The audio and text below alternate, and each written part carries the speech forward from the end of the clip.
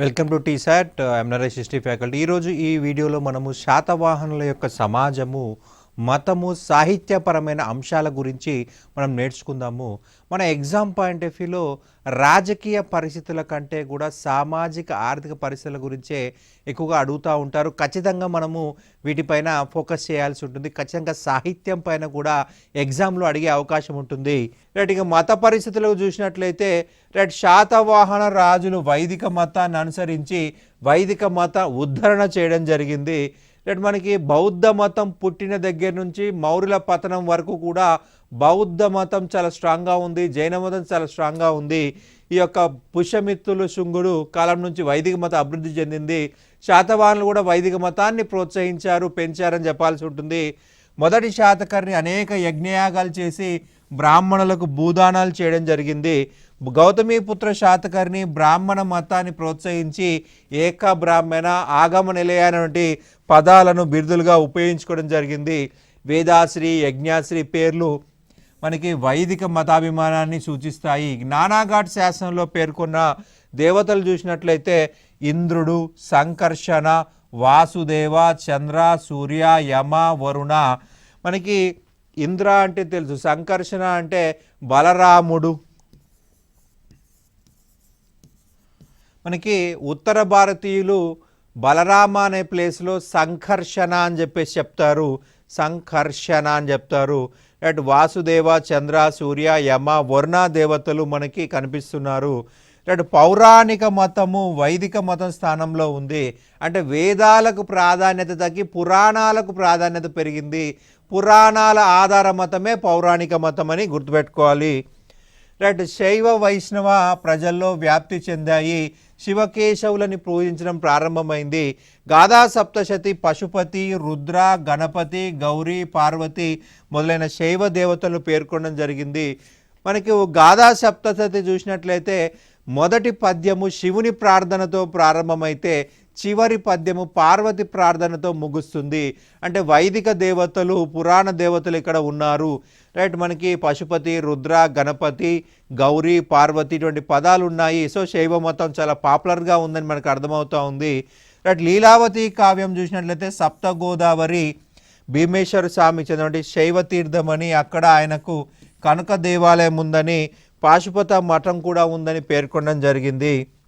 Right, వాసుదేవుడు కృష్ణుడు right ప్రధాన దైవం గల వైష్ణవ మతం. దీన్నే భాగవత మతం అన్నారు, భాగవత మతము. రైట్, వాసుదేవ కృష్ణుడిని భాగవత మతంలో పూజించే వాళ్ళు గుప్తుల కాలం వరకు కూడా. గుప్తుల కాలంలో భాగవత మతం వైష్ణవ మతంలో విలీనమైంది. రైట్, ఈ భాగవత మతం అనేది ఉత్తర భారతదేశం నుంచి దక్షిణ భారతదేశానికి మొదటి కృష్ణుడి కాలంలో మనకు వచ్చిందని గుర్తుపెట్టుకోవాల్సి ఉంటుంది. గాథా సప్తశతిలో కృష్ణుడిని మద మధునుడని, దామోదరుడని పేర్కొనడం జరిగింది. రైట్, అలాగే మధుర భక్తికి ప్రతీకగా నిలిచిన రాధను భారతీయ సాహిత్యంలోకి తీసుకొచ్చిన మొదటి గ్రంథం అంటే గాథా సప్తశతి. గాథా సప్తశతిలోనే తొలిసారిగా రాధ అనే క్యారెక్టర్ని తీసుకొచ్చారు. శ్రీకృష్ణుడి పట్ల మధురమైన భక్తిని వ్యక్తం చేసే క్యారెక్టర్ అన్నమాట. మనకి మొదటిసారి ఎక్కడ ఏ గ్రంథంలో ఉందయ్యా అంటే గాథా సప్తశతి అని చెప్పాల్సి ఉంటుంది. రైట్, ఇక జైన మతం చూసినట్లయితే జైన మతము తెలంగాణలో చాలా ప్రబలంగా ఉండేది. మొదటి జైన మత తీర్థంకరుడు అంటే ఋషభనాథుడు వారణాసి యొక్క రాజు. ఇతని తర్వాత అతని పెద్ద కుమారుడు ఉత్తముడు కాశీకి రాజుగా చెప్పాల్సి ఉంటుంది. రైట్, పెద్ద కుమారుడు ఉత్తముడు కాశీకి రాజుగా ఉన్నాడు. రెండవ కుమారుడు బాహుబలి అస్మక యొక్క పాలకుడు అని చెప్పాల్సి ఉంటుంది. అస్మక బోధన్. రైట్, దాని యొక్క పాత పేరు ఏం చెప్పుకున్నామండి, పోతన అని చెప్పుకున్నాం. దాన్నే తర్వాత కాలంలో పౌదన్యాపురం అని కూడా చెప్పుకున్నాము. రైట్, జైన మత గ్రంథాల ప్రకారం బాహుబలి లేదా గోమటేశ్వరుడు. ఈ బాహుబలికే మరి ఒక పేరు గోమటేశ్వర. ఈ గోమటేశ్వరుడు రైట్, ఇతను అస్మక యొక్క రాజు, మన తెలంగాణ యొక్క రాజుగా చెప్పాల్సి ఉంటుంది. అనేక బాహుబలి విగ్రహాలు లేదా గోమటేశ్వర విగ్రహాలు బోధన అడవుల్లో మనకు దొరికాయి. రైట్, జైన తీర్థంకర్లో పదవాడైన శీతలనాథుడు జన్మస్థలం భద్రాచలం అని చెప్పాల్సి ఉంటుంది. రైట్, భద్రాచలం రైట్ కొత్త జిల్లా ప్రకారం అయితే భద్రాద్రి కొత్తగూడెం. రైట్, పాత జిల్లా ఖమ్మం జిల్లా అయినట్లయితే కొత్త జిల్లా ప్రకారం భద్రాద్రి కొత్తగూడెం అని చెప్పాల్సి ఉంటుంది. భద్రాచలం భద్రాచలం పాత పేరు బాదలాపూర్ అని గుర్తుపెట్టుకోవాలి. అశోకుడి మనవడైనటువంటి సంప్రతి అమరావతి దగ్గర గల వడ్డెమాను కొండపై జైన విహారాన్ని నిర్మించడం జరిగింది. జైన విహారం కట్టింది ఎవరయ్యా అంటే సంప్రతి. ఎవరైనా అశోకుడి యొక్క మనవడు. ఇతన్ని జైన అశోక అంటాం, సంప్రతిని ఏమంటాం జైన అశోక అంటాము. వడ్డెమాను కొండపైన జైన విహారాన్ని నిర్మించాడు, లేదా దీన్నే జైన బసది అని కూడా అంటాము. రైట్, మనకి బసది అంటే జైనుల యొక్క విశ్రాంతి గృహాలు అని చెప్పాల్సి ఉంటుంది. సో ఈ యొక్క సంప్రతి యొక్క పేరేంటయ్యా అంటే జైన అశోక అని చెప్పాల్సి ఉంటుంది. కళింగ కారవేలుడు మహామేఘవాహన విహారం నిర్మించాడని ఇటీవల దొరికిన శాసనాల వల్ల తెలుస్తుంది. మహామేఘవాహన విహారము. రైట్, ఇక నెక్స్ట్ చూసినట్లయితే రాజ్యస్థాపకుడు శ్రీముఖుడు కూడా మొదట జైన మతాభిమాని. అతని నాణ్యాలు మునులగుట్ట దగ్గర దొరికాయండి. రైట్, మనకు మునులగుట్ట జగిత్యాల జిల్లా. రైట్, శ్రీముఖుడి యొక్క నాణ్యాలు. రైట్, ఇతను జైన మతస్థుడు. రైట్, అతని నాణ్యాలు ఎక్కడ దొరికాయి? మునులగుట్ట. రైట్, గుంటుపల్లి గుహలు జైనులవని అక్కడ దొరికిన కారవేలుని శాసనం ద్వారా తెలుస్తుంది. కళింగ కారవేలుడు జైన మతాన్ని ప్రచారం చేశాడు. రైట్, ఇతన్ని భిక్షురాజు అని కూడా పిలవడం జరిగింది. కళింగ కారవేలుడు జైన మత రాజు. రైట్, ఇతను మగధపై దాడి చేసి పాటలీపుత్రం నుండి జైన తీర్థంకరుల విగ్రహాలను తీసుకొచ్చేసి కళింగ నగర్లో చాలా గొప్ప జైన ఉత్సవాలను నిర్వహించినట్టుగా గుర్తుపెట్టుకోవాల్సి ఉంటుంది. మొదటి శతాబ్దంలో సుప్రసిద్ధ జైనాచార్యుడు కొండకుందాచార్యుడు అని గుర్తుపెట్టుకోవాలి. ఇక్కడ కొనకండ్ల అనే గ్రామానికి చెందిన వ్యక్తి ఇతను. తెలుగు వ్యక్తి ఇతను. గుంతకల్లు దగ్గర ఉండి కొనకండ్ల గ్రామానికి చెందిన వ్యక్తి. రైట్, ఇతను కొండకుందాచార్య. రైట్, ఈయన అసలు పేరు వచ్చేసి పద్మనంది భట్టారకుడు. రైట్, ఇతను జైన మతంలో సరస్వతి గచ్చను ప్రారంభించాడు. గచ్చలు అంటే జైన మతంలోని విద్యా కేంద్రాలని చెప్పాల్సి ఉంటుంది. రైట్, జైన మతంలోని విద్యా కేంద్రాలను గచ్చలు అంటారు. మనకి జైన మతంలోను వైదిక మతంలోను ఒకే రకమైన దేవతలు ఉన్నారు. సరస్వతి, లక్ష్మి, రైట్, పద్మావతి. మనకు జైన మతంలో ఇటువంటి పేర్లే ఉన్నాయి, వైదిక మతంలో కూడా ఇటువంటి పేర్లే ఉన్నాయి, సిమిలర్గా ఉన్నాయి. అందువల్లనే జైన మతం అంత పాపులర్ కాలేదన్నమాట. ఈయన రచించిన గ్రంథం సమయసారం శ్వేతాంబర్లకు దిగంబర్లకు అత్యంత ముఖ్యమైనది. కొండకుందాచార్యుడి గ్రంథం చాలా చాలా ఇంపార్టెంట్ అండి. జైన మతానికి ఇద్దరికి మనకు జైన మతంలో రెండు పెద్ద వర్గాలు ఉన్నాయని చెప్పుకున్నాం, దిగంబర మతం, శ్వేతాంబర జైన మతము. ఈ సమయసారం అనే గ్రంథాన్ని మనం గుర్తుపెట్టుకోవాల్సి ఉంటుంది. రైట్, ఇతను తెలుగువాడు కొండకుందాచార్యుడు. రైట్, మనకి ఈ యుగంలో జైనులు వెంకటతాటిపురి అనే ప్రదేశంలో జైన సమావేశం నిర్వహించారని జైన సాహిత్యం ద్వారా తెలుస్తూ ఉంది.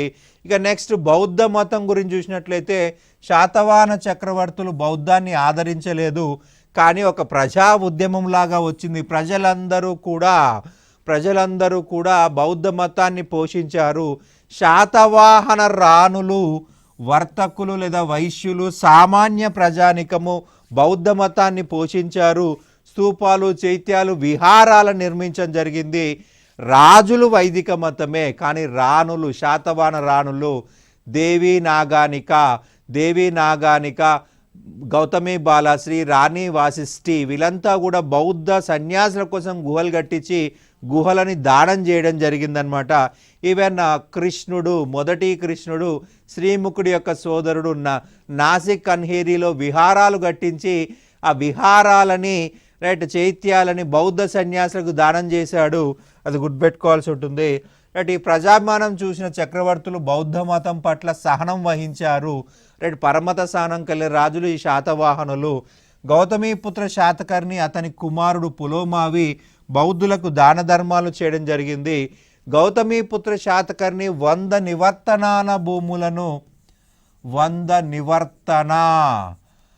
నివర్తనాల భూమిని రైట్ బౌద్ధ సన్యాసులకి దానం చేయడం జరిగింది. నివర్తనము అంటే 1.5 ఎకర్, 1.5 ఎకరము అంటే 150 ఎకరాల భూమిని బౌద్ధ సన్యాసులకి దానం చేశాడు గౌతమీపుత్ర శాతకర్ణి. ధాన్యాకటకము మహాసాంఘిక కేంద్రమైంది. అమరావతి శాసనంలో చైత్యకుల గురించి సమాచారం మనకు చెప్పబడి ఉంది. రైట్, చైత్యకవాద స్థాపకుడు మహదేవ భిక్షు అని చెప్పాల్సి ఉంటుంది. ఆంధ్రాలో ప్రథమ బౌద్ధాచార్యుడు. అంటే అశోకుడి కోరిక మేరకు దక్షిణ భారతదేశానికి వచ్చేసి అమరావతి స్తూపాన్ని మొదట ప్రారంభించింది మహదేవ భిక్షు అని చెప్పేసి మౌరుల యొక్క చారిత్ర గ్రంథాల్లో మనకు తెలుస్తూ ఉంది. రైట్, మనకి చైత్యకవాద శాఖలు మనకు ఆంధ్ర ప్రాంతానికి చెందినటువంటి అనేక చైత్యక బ్రాంచ్లు ఏర్పడ్డాయి. రాజుగిరిక, సిద్ధార్థక, రైట్, మనకి అపరాశైల, వినయశైల ఇట్లా ఏర్పడ్డాయి. వాటికి మూలము మహదేవ భిక్షు అని చెప్పాల్సి ఉంటుంది. తెలుగు ప్రాంతంలో మొదటి లేదా ప్రథమ బౌద్ధాచార్యుడు మహదేవ భిక్షు. బుద్ధుణ్ణి మొదటిసారిగా చైత్యకులు లోకోత్తర గుణాలను ఆపాదించారు. రైట్, అంటే చైత్యకులే తొలిసారిగా బుద్ధుణ్ణి దేవునిగా పూజించడం జరిగింది. రైట్, విగ్రహాల రూపంలో పూజించడం జరిగింది. రైట్, మనకు ప్రపంచంలో విగ్రహారాధన పరిశీలించినట్లయితే విగ్రహాల రూపంలో దేవుణ్ణి పూజించిన మొదటి వ్యక్తులు చైత్యకులు అని చెప్పాలి. రైట్, మొదట పూజించబడ్డ వ్యక్తి గౌతమ బుద్ధుడు అని చెప్పాల్సి ఉంటుంది. రైట్, ఇతర మతాల్లో ఈ యొక్క విగ్రహారాధన కనిపించదు. తర్వాత కాలంలో అనేక మతాల్లోకి విగ్రహారాధన కనిపిస్తూ ఉంది. మొదట ప్రారంభమైంది మహాయాన బౌద్ధ మతమే. ఆ మహాయాన బౌద్ధ మతంలో భాగమే చైత్యకవాదము. ఆ చైత్యకవాదం ప్రారంభకుడు మహదేవ భిక్షు అని చెప్పాల్సి ఉంటుంది. ఈ చైత్యకులు బుద్ధుణ్ణి జీవిత కట్టాలకు సంబంధించిన చిహ్నాలను పూజిస్తారు.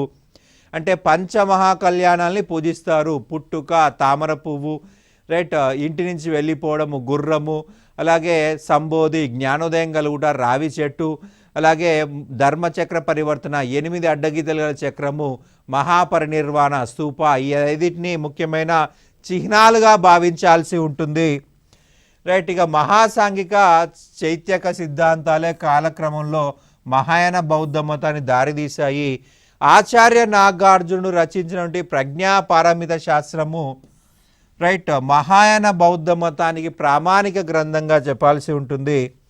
రైట్, ఆచార్య నాగార్జున చూసినట్లయితే లంకావతార సూత్ర అనే గ్రంథాన్ని అనుసరించి నాగార్జున కొండ దగ్గర గల వేదలి అనేటువంటి ప్రాంతంలో ఆచార్య నాగార్జునుడు జన్మించాడు. అంటే ఆచార్య నాగార్జునుడు తెలుగువాడని గుర్తుపెట్టుకోవాల్సి ఉంటుంది. లంకావతార సూత్ర ఈ గ్రంథం ప్రకారము నాగార్జున కొండ దగ్గర ఉన్నటువంటి వేదలి అనే ప్రాంతంలో జన్మించాడు. అంటే ఆచార్య నాగార్జునుడు తెలుగువాడని చెప్పుకోవడానికి మనం ఎంతో గర్వపడాల్సి ఉంటుంది. ఇతడు మాధ్యమికవాదము, శూన్యవాద సిద్ధాంతాలను ప్రతిపాదించాడు. ఇతన్ని గతితార్కిక చక్రవర్తి అంటారు.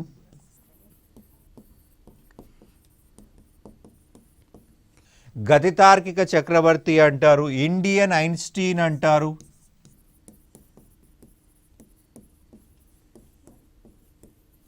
ఇండియన్ ఐన్స్టీన్ అని చెప్పేసి కూడా పిలుస్తారు. రైట్, ఇండియన్ ఐన్స్టీన్, గతితార్కిక చక్రవర్తి, అలాగే రెండవ బుద్ధుడు అని కూడా పిలవడం జరుగుతుంది. రెండవ బుద్ధుడు గౌతమ బుద్ధుడు తర్వాత అతనంతా గొప్పగా బౌద్ధ మతాన్ని విశ్లేషించి ప్రజలకు అర్థం చేసిన వ్యక్తి ఆచార్య నాగార్జున చెప్పాల్సి ఉంటుంది. రెండవ బుద్ధుడు మనకి చైనా కానీ, జపాన్ కానీ, కొరియా దేశాలు పరిశీలించినట్లయితే బుద్ధుడి విగ్రహం వెనకాలే ఆచార్య నాగార్జున విగ్రహం పెడతారు. మహాయాన బౌద్ధ మతానికి బుద్ధుడి వంటి వారు అని చెప్తారు. మహాయాన బౌద్ధ మతానికి బుద్ధుడి వంటి వారు ఆచార్య నాగార్జునుడు. ఇతని యొక్క శూన్యవాదమే, మాధ్యమికవాదమే చాలా గొప్పగా ఆసియా ఖండమంతా విస్తరించడానికి కారణమైంది ఈ యొక్క బౌద్ధ మతము. ఆచార్య నాగార్జునుడి వల్లనే, ఈయన సిద్ధాంతాల వల్ల ఆసియా ఖండమంతా కూడా మనకు బౌద్ధ మతాన్ని ప్రచారం చేయడం జరిగింది. రెండవ బుద్ధుడు అని చెప్పేసి చెప్తాము. ఇతన్ని కూడా బుద్ధుడి తర్వాత పూజించడం జరుగుతుంది. బుద్ధుడు ఫస్ట్ ప్లేస్ తర్వాత ఆచార్య నాగార్జున్ని పూజించడం జరుగుతుంది. ఇతని విగ్రహాలు చైనా, జపాన్, కొరియా బౌద్ధ ఆశ్రమాల్లో మనకు కనిపిస్తాయి.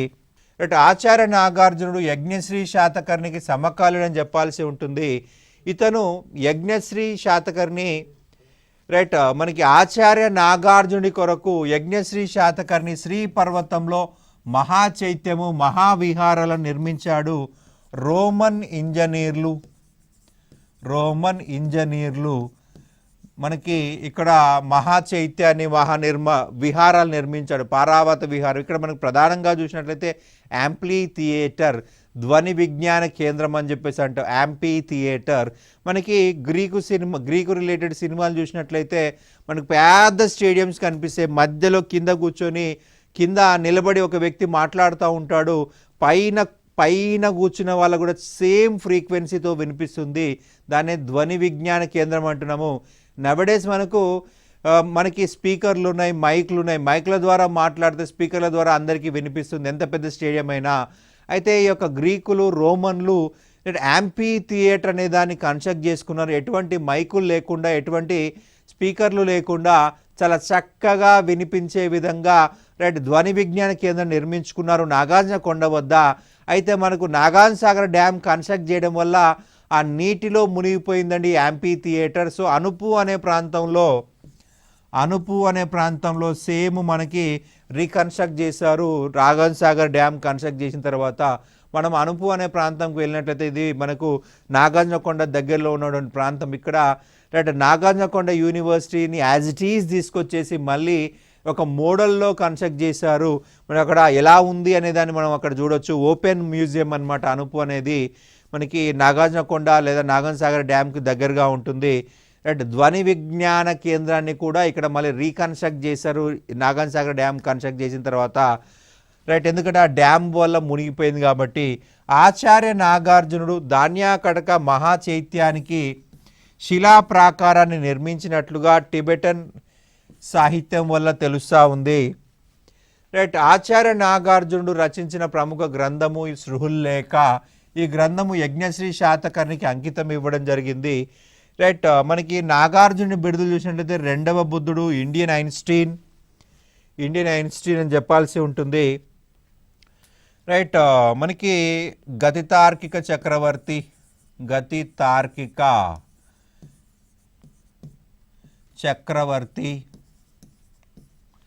ఇండియన్ మార్టిన్ లూథర్ కింగ్ అని కూడా పిలుస్తారు.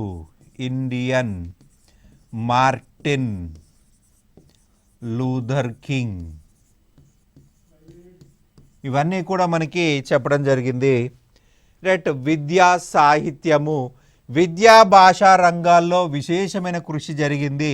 రాజులు గురుకులాలను స్థాపించడం జరిగింది. వాటిలో అర్థశాస్త్రము, తర్కము, వ్యాకరణము, సంగీతము, వేదాంతము, జ్యోతిష్యము, రాజనీతి శాస్త్రాలని బోధించడం జరిగింది. నాగార్జున కొండ ధాన్యాకటకంలో గొప్ప విశ్వవిద్యాలయాలు ఉండేవి. ప్రపంచ నలుమూలల నుండి విద్యార్థులు వచ్చేవాళ్ళు. ధాన్యాకటక విశ్వవిద్యాలయం నమూనాలోనే లాసా టిబెట్ రాజధాని లాసాలోని విశ్వవిద్యాలయం నిర్మించబడిందని టిబెట్లో ప్రచారం ఉన్నది. ధాన్యాకటకంలో ఉన్న విశ్వవిద్యాలయాన్ని బేస్ చేసుకొని లాసా టిబెట్ రాజధానిలో ఒక విశ్వవిద్యాలయము, బౌద్ధ విశ్వవిద్యాలయం ప్రారంభమైందని చెప్పేసి రాస్తారు. ఆచార్య నాగార్జునుడు శ్రీపర్వతంలో పెద్ద గ్రంథాలయాన్ని ఏర్పరిచినాడని పాహియాన్ రచన వల్ల తెలుస్తుంది. నాగార్జునుడు శ్రేయోరాజ్య సిద్ధాంతాన్ని తన రత్నావళి రాజపరి కథలో పేర్కొనడం జరిగింది. ఇతను రచించిన సృహుల్లేఖను విద్యార్థులు కంఠస్థం చేసేవారని ఇత్సింగ్ చెప్పడం జరిగింది. ఇత్సింగ్ ఏమన్నాడు? ఆచార్య నాగార్జున రాసిన గ్రంథము సృహుల్లేఖ ప్రతి ఒక్క విద్యార్థి దీన్ని కంఠస్థం చేయాల్సిందే, ఖచ్చితంగా రావాల్సిందే. అది పాస్ అయితేనే వాళ్ళు ఎడ్యుకేషన్ పూర్తయినట్టు, అది రాకపోతే మళ్ళీ చదవాల్సి ఉంటుంది. సృహుల్లేఖ మర్చిపోకూడదు, అంతా ఇంపార్టెంట్, కంపల్సరీ సబ్జెక్ట్ అన్నమాట. శాతవాహనుల రాజభాషగా ప్రాకృతాన్ని కొనసాగించారు. వీరి శాసనాలన్నీ కూడా ప్రాకృత భాషలో బ్రాహ్మీ లిపిలో ఉన్నాయి. హాలుడు స్వయంగా కవి అయిన కవిరాజు, కవివత్సల అనే బిరుదులు ఉండేవి. కవిరాజు, కవివత్సలుడు. 700 శృంగార గాథలను గాథా సప్తశతి అనే గ్రంథంలో రాయడం జరిగింది. అయితే మనకి ఈ హాలుడు గాథా సప్తశతిలో ఏ భాష ఉపయోగించాడయ్యా అంటే మహారాష్ట్రీ ప్రాకృతం అనేది గుర్తుపెట్టుకోవాల్సి ఉంటుంది. ప్రాకృతంలో మహారాష్ట్రలో మాట్లాడే ప్రాకృతము మహారాష్ట్రీ ప్రాకృతం అని గుర్తుపెట్టుకోవాలి. గాథా సప్తశతి వల్ల బోధిస్వ, చుల్లువ, అమరరాజ, కుమరే, మకరంద సేన, శ్రీరాజ, రేవ, మాధవి, అనులక్ష్మి మొదలగు ప్రాకృత కవులు, కవయిత్తులు ఉన్నట్లు తెలుస్తూ ఉంది. ఈ గ్రంథంలో ప్రకృతి శోభ, గ్రామీణ వాతావరణం, శివపార్వతులు, లక్ష్మీనారాయణ గురించి వర్ణించడం జరిగింది. అలాగే పైశాచీ భాష, ఈ పైశాచీ భాషలో గుణాఢ్యుడు బృహత్ కథను రచించాడు. ఇది రామాయణానికి సమకాలీన గ్రంథంగా చెప్పాలి. ఇందులో అనేక శివుని కథలు ఉన్నాయన్నమాట. అనేకమైన శివుడి కథలు మనకి యొక్క బృహత్ కథలో కనిపిస్తాయి. రైట్. మనకి ఇందులో హీరో వచ్చేసి కుబేరుడు. అనేక శివ కథలు రాయడం జరిగింది. పైశాచీ భాష కాబట్టి ఎవరూ అంగీకరించకపోవడంతో ఇతను విపరీతమైన కోపంతో ఆ బుక్ని తగలబెట్టేశాడు. అయితే గుర్తు తెలియని రాజు ఆ యొక్క బుక్ని కాపాడాడు. ఒకే ఒక చాప్టర్ మాత్రమే మనకు దొరికింది. ఆ చాప్టర్నే మనం లంబకం అని చెప్పేసి అంటాము. ఒకే ఒక లంబకము దొరికింది. దీన్ని బేస్ చేసుకొని సోమదేవసూరి కథా సరిస్సాగరం రాశాడు. క్షేమేంద్రుడు బృహత్ కథా మంజరి రాశాడు.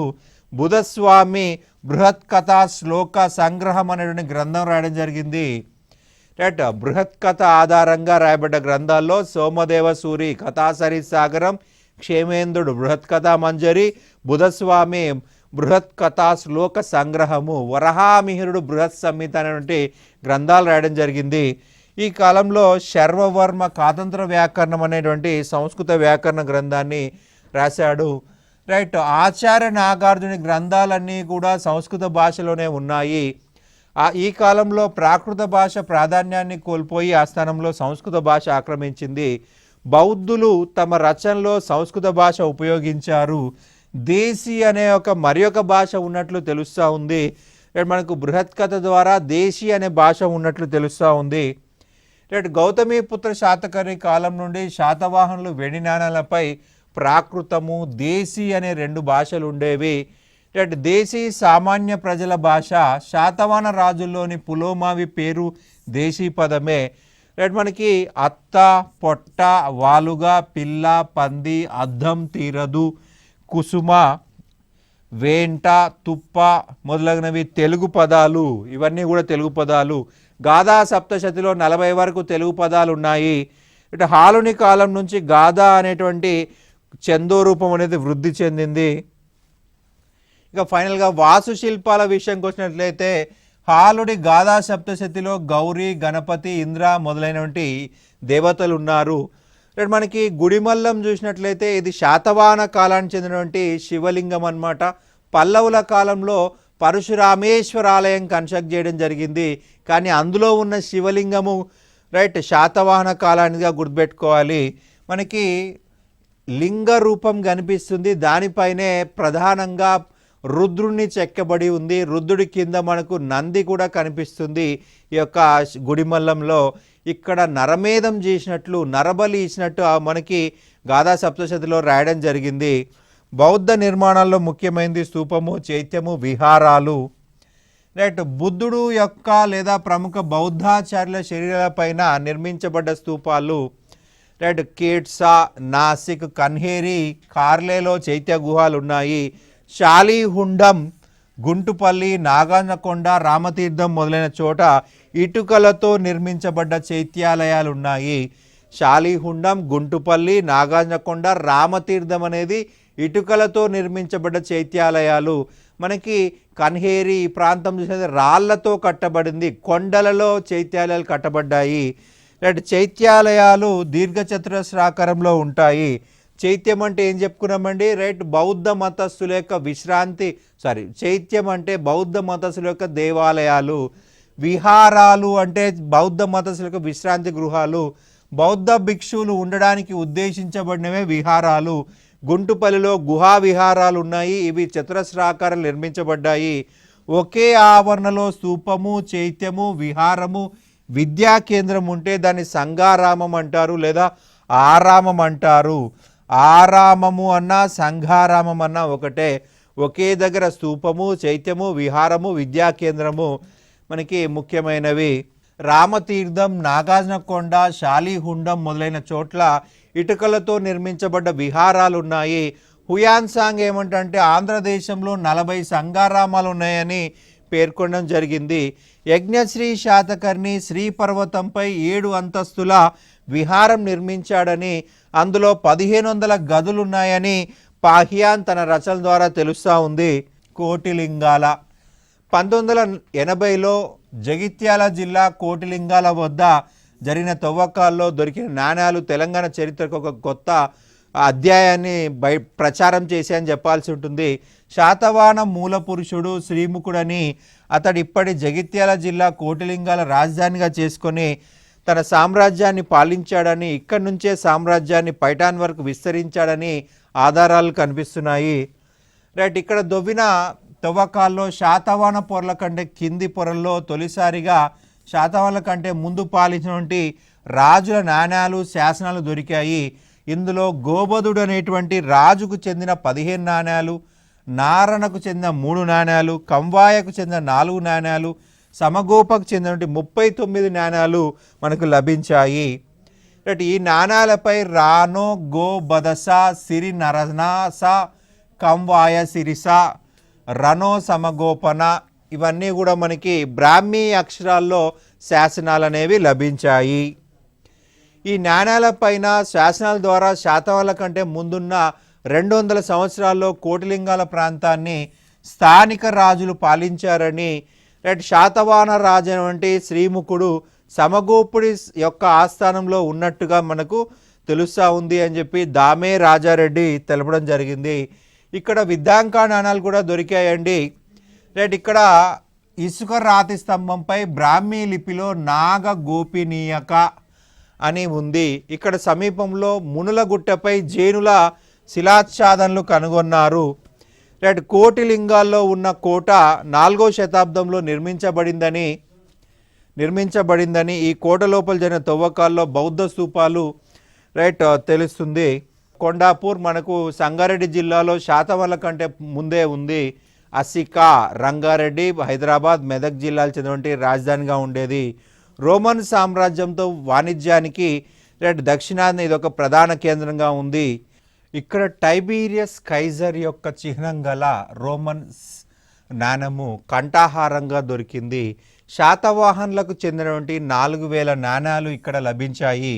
కొండాపూర్ను శాతవాహనుల యొక్క టంకశాల నగరంగా ఉండేది. టంకశాల అంటే ముద్రణ, నాణ్యాలు ముద్రించే ప్రాంతాన్ని టంకశాల ప్రాంతం అంటారు.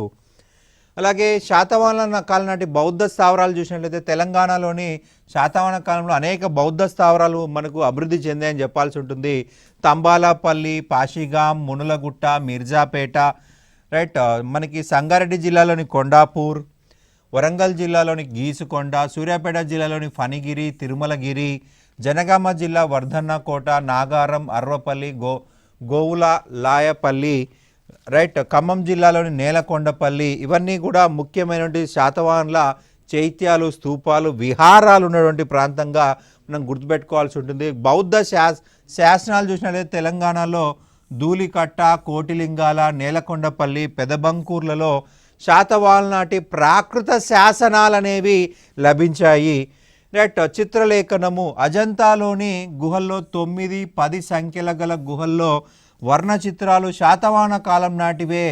10వ గుహలో శ్వేత గజజాతక చిత్రము ఈ కాలం నాటిదే. 10వ గుహలో శ్వేత గజజాతకం అనేది ఈ కాలానికి చెందినదిగా గుర్తుపెట్టుకోవాల్సి ఉంటుంది. అలాగే బౌద్ధ మతంలో మహాయాన శాఖకు చెందినటువంటి జాతక కథల్లోని ఇతివృత్తాలన్నీ చిత్రాలుగా చేశారు. బుద్ధుడు, బోధిసత్వుల యొక్క చిత్రాలు ఇందులో ఉన్నాయి. బోధి వృక్షాన్ని పూజించడం, 15 మంది బృందనాట్యం చేయడం మొదలైన చిత్రాలు ఇందులో ఉన్నాయి. బేట్సా, పితల్కొర, జున్నార్లలోని గుహాలయాల్లో కూడా ఇటువంటి చిత్రాలు మనకు కనిపిస్తాయి. ఆచార్య నాగార్జున గ్రంథాలు చూసినట్లయితే ప్రజ్ఞాపారామిత శాస్త్రము, సృహుల్లేఖ, శూన్య సప్తతి, రసరత్నాకరం. భారతదేశ చరిత్రలో తొలిసారిగా రసాయన శాస్త్రం, కెమిస్ట్రీ పైన పరిశోధన చేసింది ఆచార్య నాగార్జునుడు. రసరత్నాకరంలో రాయడం జరిగింది. ద్వాదశ నికయ శాస్త్రము, మాధ్యమిక కరిక, ఆరోగ్య మంజరి ఇవన్నీ కూడా ఆచార్య నాగార్జున యొక్క గ్రంథాలుగా చెప్పాల్సి ఉంటుంది. మనకి లలితా విస్తారంలో అనేకమైన చాప్టర్లు ఇతనే రాశాడని చెప్పేసి భావించడం జరుగుతూ ఉంది. ఆరోగ్య మంజరి, మాధ్యమిక కరిక, ప్రమాణ విభేదన శాస్త్రము, మాధ్యమిక శాస్త్రానికి ఆకుతోభయ పేరుతో వ్యాఖ్యానము రచించాడు ఆచార్య నాగార్జునుడు. ఇక ఆర్యదేవుడు చూసినట్లయితే ఇతడు ఆచార్య నాగార్జునుడి యొక్క శిష్యుడుగా చెప్పాలి. ఇతను చతుశతకము, అక్షర శతకము, శతశాస్త్రం అనేటువంటి గ్రంథాలు రాశాడు. అలాగే బుధస్వామి కథాశ్లోకానుగ్రహణం, ధనపాలుడు తిలక మంజరి, ఉద్యోతనుడు కువలాయల మాల అనేటువంటి గ్రంథాన్ని రచించాడు. కువలాయ మాల అనేటువంటి గ్రంథాన్ని రచించడం జరిగింది. ఇవి మనకు ముఖ్యమైనటువంటి గ్రంథాలు శాతవాహన కాలంలో వచ్చినవి. ఇవి మనం ఎగ్జామ్ పాయింట్ ఆఫ్లో గుర్తుపెట్టుకోవాల్సి ఉంటుంది. Thank you.